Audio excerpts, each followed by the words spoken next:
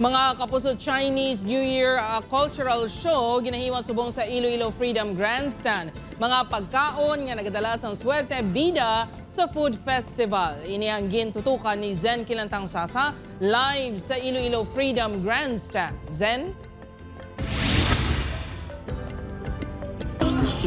Of quality education. Jared, isa kaang grande nga selebrasyon sang Chinese New Year ang ginhiwad subong nga hapon nga gintampungan sang Filipino-Chinese community.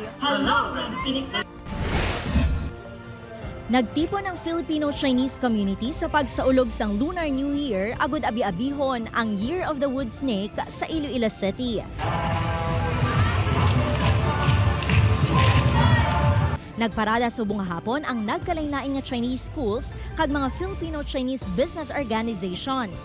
Pila man ka mga dalanon ang ginpasiradhan. Sumugod sa Aldegar Street, pakadto sa J. De Leon Street, Fermin Karam Street, Esnart Street sa Filipino-Chinese Friendship Arc, padulong sa J. Ambasa pa Iloilo Freedom Grandstand.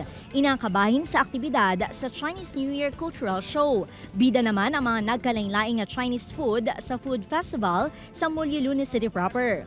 Mabakal diri ang tikoy nga bantog nga pagkaon sa mga Chinese. May hopya, peanut ball, mochi kag iban pa nga human sa pilit sa pagpati nga nagadala sang swerte. Kampang matsang maki. Maki is the beef stew nga full of ginger. It's very, very spicy. Because supposedly in China, subong matugnaw mo. That's why they have to eat at least hot food. May Pilipino kag Chinese, mix man sila. Kaya iba ang Pinoy nagawa magapati man sang sang kwan kang Chinese ang paswerte.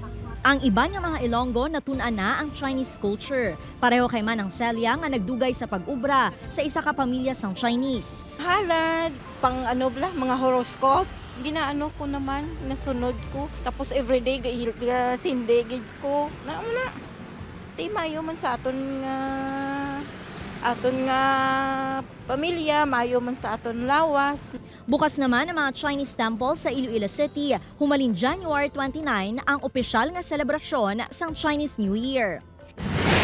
Samtang sa Bacolod City, alas 6 subong nga gabi malantaw ang maduagon nga performances sang Chinese schools kag iban pa nga grupo sa hiwaton nga cultural show, A Night in the Middle Kingdom sa North Capitol Road.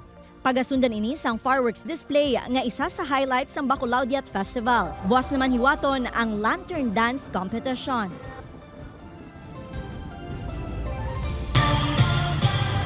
Jared, magluwas sa authentic Chinese cuisine na ma-enjoy sa mga bisita. Highlight man sa aktibidad ang Dragon and Lion Dance kag fireworks display subong nga gabi. Mga kapuso, Sinya Kuala. Madam Ogid, nga salamat sa update kapuso Zen Kilantang Sasa.